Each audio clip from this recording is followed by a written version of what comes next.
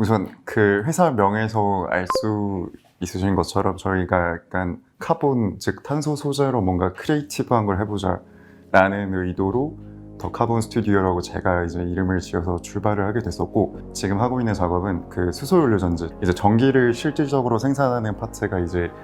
저희가 촉매라고 불리는 파트입니다. 근데 이게 촉매의 베이스 물질이 카본이라고 할 수 있는데, 그 카본에 대한 연구 개발을 진행해 왔고 이제 양산을 준비하고 있는 그런 업체라고 보시면 될 것 같습니다. 우선 출발은 2017년 여름 그 밤 술자리였었는데, 당시 그 한창 박사과정 중이었던 상황이었고, 이제 제가 당시에 좀 장래에 대해서 많이 고민이 있었던, 당시 술자리에서 좀 여러 가지 얘기들을 하다가 제가 가장 친하게 지내던 동기들이 있었는데, 그 친구들과 이제 고민을 많이 토로를 하던 차에 이제 창업을 해보면 어떨까라는 생각을 했었었고, 2018년에 한번 팀을 이뤄가지고 대회를 나가서 거기서 상을 받으면 그래 창업을 해보고, 아니면 그냥 마음 접고 미련 없이, 매우 감사하게도 저희가 창업에 대해서는 정말 무지했던 대학원생들이었지만 이제 많은 분들이 도움을 주셔가지고, 당시 이제 커피 찌꺼기를 기반으로 해가지고 에너지를 저장하는 소재를 만들자라는 게 저희 컨셉이었었고, 그렇게 출품을 했었는데, 그때 운이 좋게도 1위를 하게 되어서 1,000만 원을 획득을 또 했고, 우승을 하셨군요. 그래서 그걸 베이스로 해서 저희가 한번 창업을 해봐도 되겠다라는 좀 그런 확신을 얻었던 것 같습니다. 그때 1등을 하고 난 다음에 퓨처플레이 류중희 대표님 학교로 방문을 주셨을 때, 우연치 않게 이제 저희가 우승팀이다 보니까 IR을 할 기회가 있었습니다. 그래서 솔직히 류중희 대표님이 많이 굉장히 센서티브하고 좀 그 다이렉트한 질문들을 많이 주시는 편이라 긴장을 하고 사실 IR을 했었는데, 그냥 바로 그 자리에서 투자를 하고 싶다라고 말씀을 하셨었어요. 그래서 약간 어안이 좀 벙벙하긴 했었는데, 그때 퓨처플레이가 마침 만도랑 테크업 플러스 프로그램을 하고 있던 차에 이제 그 류중희 대표님께서 한번 그 만도 쪽이랑 이제 미팅을 또 잡아주셔가지고 그렇게 IR을 해서 출발을 하게 되었었습니다. 그래서 사실 만도 같은 경우는 그 자동차 부품 회사이기 때문에 저희랑 사실 접점이라고 하면 정말 없는, 근데 이제 만도 같은 경우도 이제 결국 내연기관에서 이제 전기 추진이라고 하는 뭐 전기 자동차 혹은 수소차로 넘어가는 이제 과도기 있기 때문에, 그래서 그들도 이제 여러 가지 고민을 하고 계셨을 거고, 그래서 그러다 보니까 이제 크게 보다 보니 아주 저희가 접점이 있을 수 있겠다라는 좀 생각을 하게끔 제가 좀 많이 저희가 좀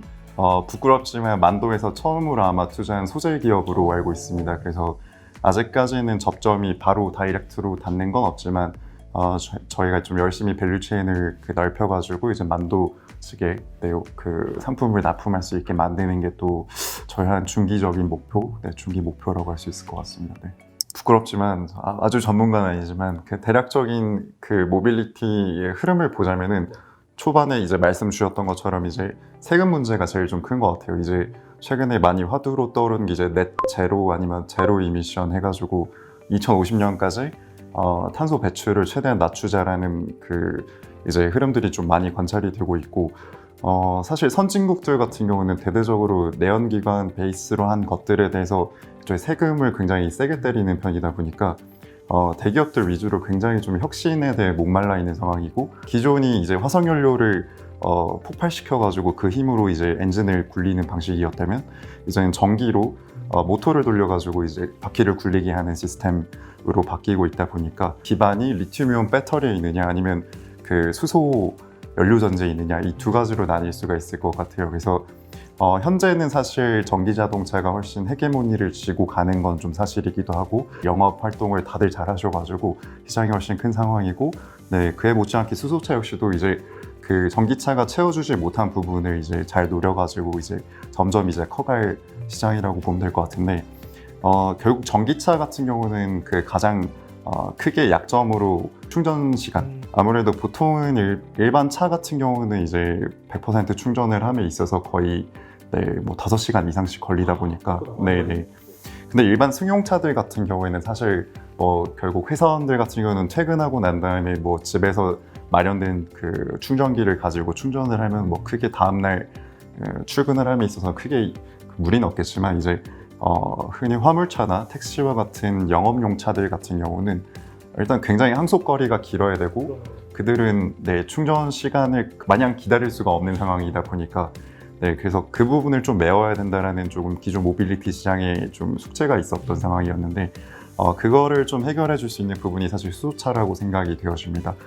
그 일반 수소차 같은 경우는 결국 수소라는 연료를 넣어주면 되는 시스템이기 때문에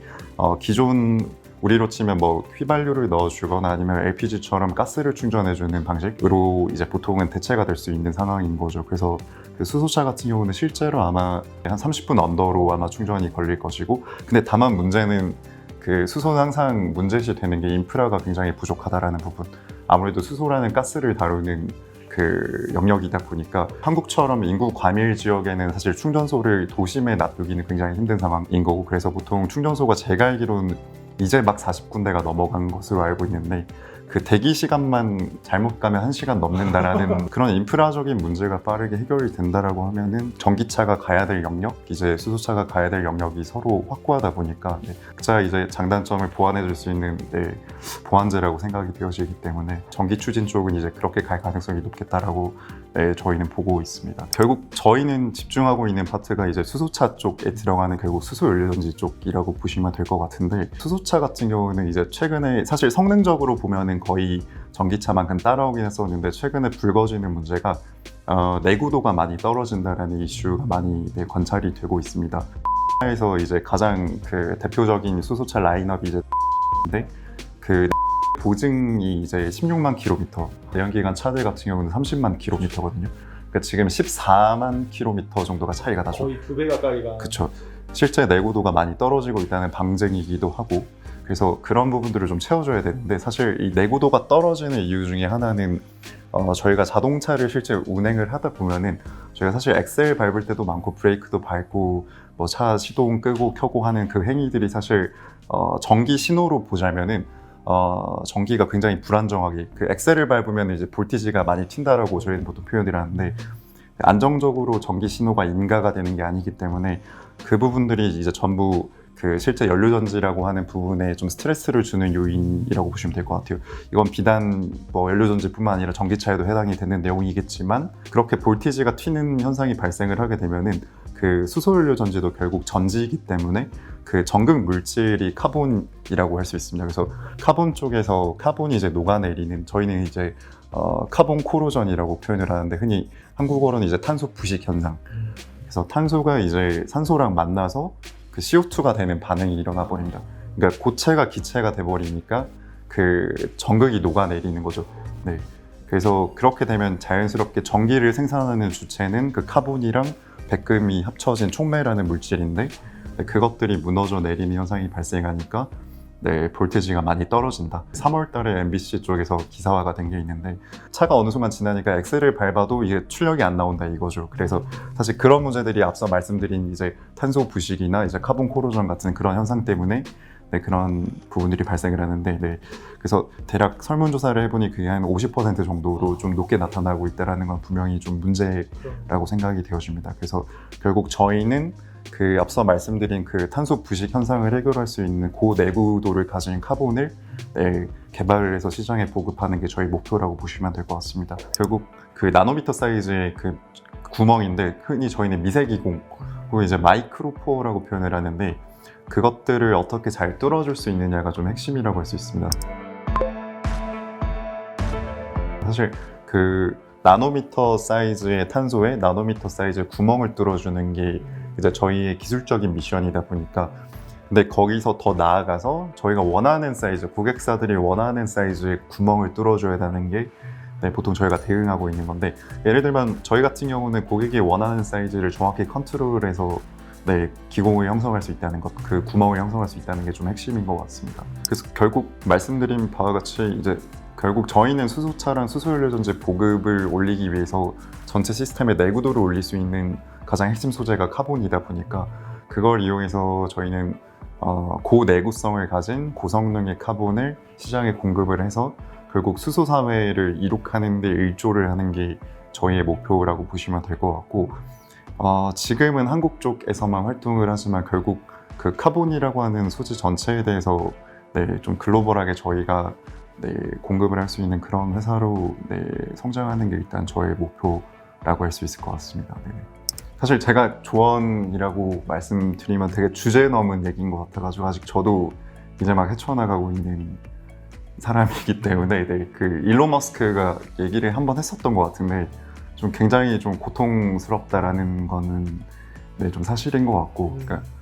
정말 좀 다각도의 지금 정말 다차원화된 고민거리들이 항상 닥쳐오기 때문에 네, 그런 부분들을 대응하다 보면 사실 하루가 어떻게 가는지도 모르겠고 1년이 정말 어떻게 가는지도 모르겠고 시간 개념이 없어지더라고요 어느 순간. 그래서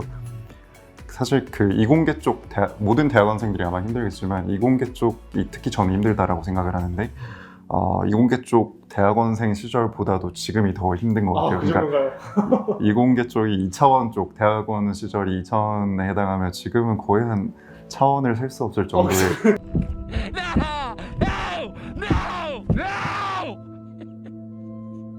저희는 뉴스에서 항상 접하는 거는 이제 뭐 몇천억에 몇 조의 회사를 팔아치워서 뭐 얼마를 거머쥔 사람들이 있다 뭐 그런 걸 보고 이제 보통 창업을 사실 저도 그랬었고